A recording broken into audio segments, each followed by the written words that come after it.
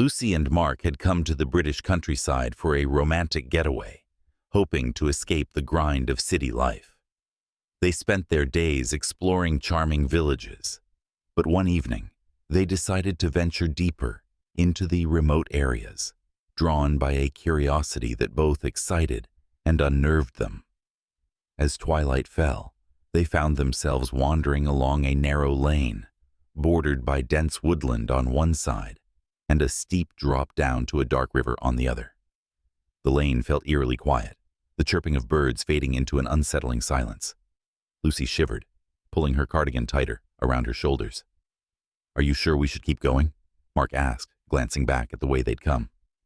"Come on, it's just a little further," she urged, eager for the thrill of exploration. But as they pressed on, the path seemed to stretch endlessly, shadows deepening around them. Suddenly, the lane ended.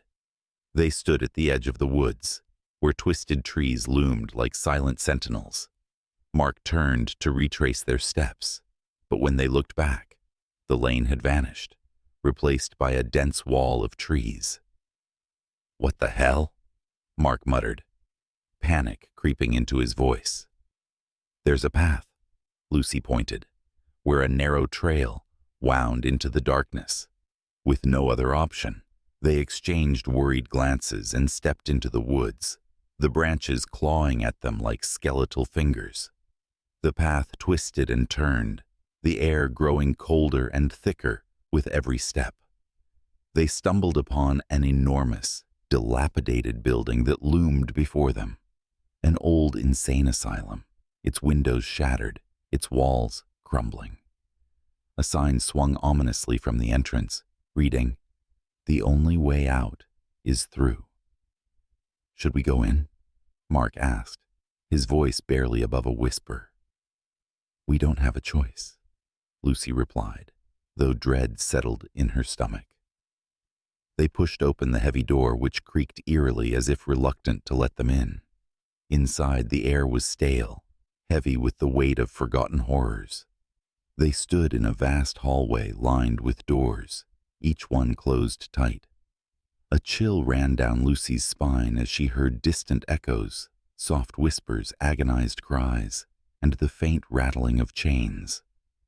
"Let's try that one," Mark suggested, pointing to a door at the far end of the hall.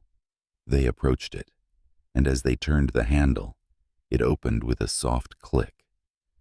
Inside was a room that seemed to be frozen in time, a children's playroom, complete with dusty toys and faded drawings on the walls. But as they stepped inside, the atmosphere shifted. The toys came to life, each one morphing into a nightmarish version of its former self. Dolls with cracked faces grinned at them, while stuffed animals twisted into grotesque shapes, their eyes glowing with malevolent glee. Lucy screamed, grabbing Mark's arm. "We have to go. Now!" They fled the room, but the hallway felt different.